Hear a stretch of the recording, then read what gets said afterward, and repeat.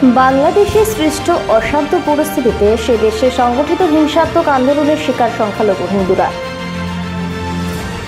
হিন্দুদের উপর নেমে এসেছে ভয়াবহ অত্যাচারের খাড়া। এর প্রতিবাদ সংঘটিত হচ্ছে ভারতের বিভিন্ন স্থানে। সংখ্যালঘু হিন্দুদের উপর আক্রমণ ও মন্দিরে হামলা ভাঙচুরের ঘটনার প্রতিবাদে হিন্দু সমাজ সহ বিভিন্ন সংগঠন রাজ্য আন্দোলনে সামিল হয়েছে। হিন্দুত্ববাদী সংগঠনগুলোর উদ্যোগে এই ধরনের প্রতিবাদী কর্মসূচি পালিত হয়েছে ফটিকরায়ও। শুক্রবার ফটিকরায় হিন্দু সমাজ সহ অন্যান্য সংগঠনের শত শত কার্যকর্তা ও সমর্থক এক প্রতিবাদী মিছিলের আয়োজন করেন। নানা ধরনের স্লোগান ও প্লেকার্ড হাতে নিয়ে শহরের রাজপথ পরিক্রমা করে ফটিকরায় বাজারে এসে এক সমাবেশে মিলিত হয় মিছিলটি।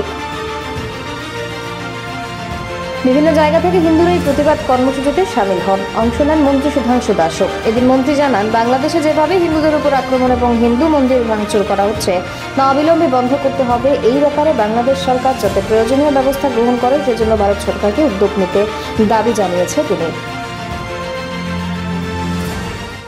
আজকে আমরা ফটিকরায় হিন্দু সমাজের পক্ষ থেকে বাংলাদেশের চলমান হিন্দু মন্দির ভাঙচুর, হিন্দু মেয়েদের গণধর্ষণ শেষে হত্যা, হিন্দুদের সম্পত্তি লুটপাট, হিন্দুদের বাড়িঘর আগুন দিয়ে জ্বালিয়ে দিয়ে ভিটে মাটি ছাড়া করা, হিন্দুদেরকে বাংলাদেশ ত্যাগ করে জবরদস্তি তাদেরকে বাংলাদেশ ছাড়তে বাধ্য করা এবং হিন্দু পুরোহিতদের, হিন্দু পুলিশদের অর্থাৎ হিন্দু দেখে তাদেরকে পরিকল্পিতভাবে হত্যা লীলা যেটা চলছে, এই বর্বরোচিত আক্রমণের প্রতিবাদে আজ ফটিকরা এলাকায় আমরা সমস্ত হিন্দু সমাজের মানুষরা মিলে এখানে প্রতিবাদ জানিয়েছি।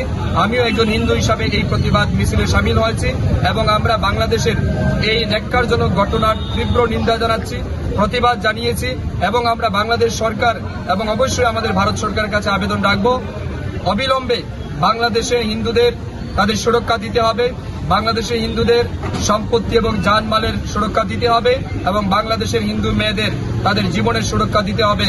এটা আমরা আজকের এই প্রতিবাদ মিছিল থেকে তাদের কাছে দাবি রাখছি।